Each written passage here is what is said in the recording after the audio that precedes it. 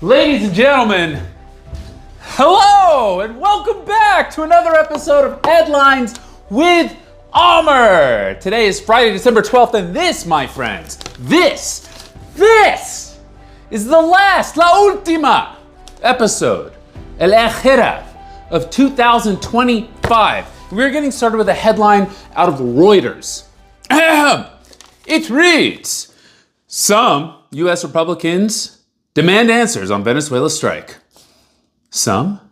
Look, I know Republicans are evil, but I think even the evil among us, Hitler's ghost, Benjamin Netanyahu, P. Diddy, are probably demanding answers on the strike on the Venezuelan drug boat on September 2nd that, of course, was on an alleged narco-terrorist, no proof, no congressional approval. And there was a follow-up strike because they didn't get all of them the first time. There were two people in the crew that were clinging to the wreckage, and they went ahead and killed them as well. And this small dick energy is all Reuters has to say. Some. And it's not just Reuters. The entire media has been taking a very small dick energy approach to this issue. Let's go to PBS NewsHour. Trump strike on alleged Venezuelan drug boat raises questions about his use of military power. Reuters again, are deadly U.S. strikes on alleged drug vessels legal? At least they said they were deadly. Are they though? We don't know. We're just the media. And of course, NPR with a headline that says the Defense Department is reviewing boat strike video for possible release, Hegseth says. Guys, let's zoom out of these headlines that the media is force feeding us right now and really think about this critically. This is basically no different. I don't care if you don't, I'm not exaggerating, okay? This is like running a headline that says, McDonald's hamburger meat might not be as high quality as they say it is. Or, Anderson Cooper shouldn't host New Year's Eve on CNN for the 6,789th time. Maybe. We're not sure. God, duh! It's a war crime. It already happened. You blew people up. We don't even need to be talking about the second strike. It's McDonald's meat. Whatever they're telling us, they're lying. We know. Everybody knows. We don't need Anderson Cooper doing New Year's Eve anymore. So the one out of NPR is particularly small dick energy to me.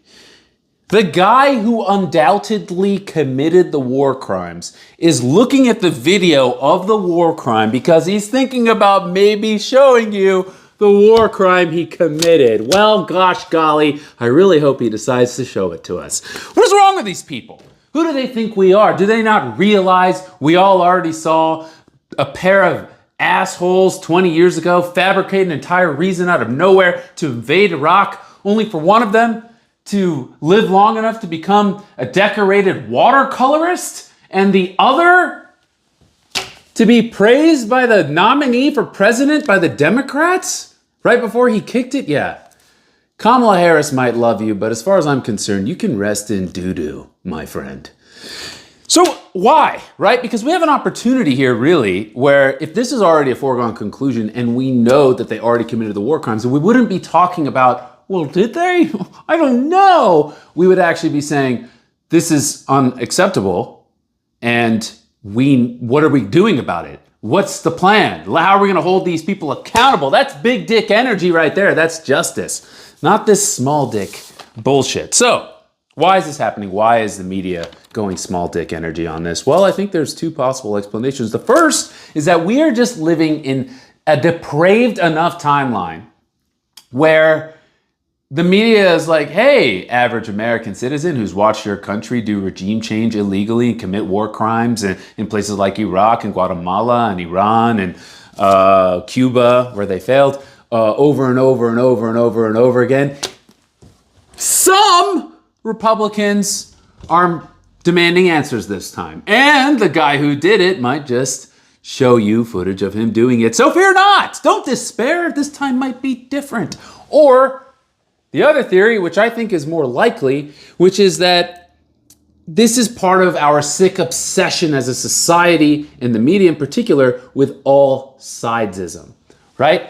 This I think the media in principle or in theory, the idea is that they push for a truth that is so unassailable and so authentic that it transcends all the actors on the ground.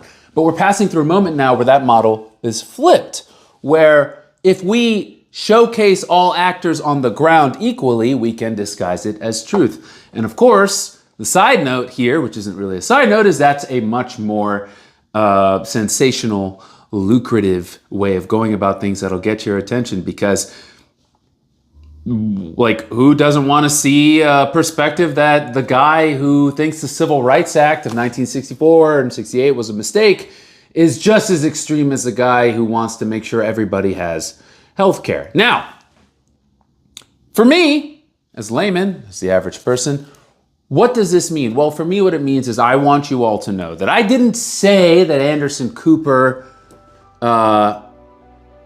shouldn't do New Year's Eve. I just said he might not need to for the 6,789th time on CNN, because I want to make sure that you guys will still give me your attention and still like me and still watch this show, even though not a lot of people watch it, but maybe more people will watch it, and then I can make money off you guys or something, because the last thing I want to do is give you any sense of authenticity or value. So that's it. That's it for today. And that's it for 2025. I thank each and every one of you for watching this show. I love making this show. Whether an episode gets 20 views or 290, that's my personal record right now, it don't matter to me. So if you're watching, thank you. Keep watching. And well, I hope everyone has a great rest of the year. Bye-bye.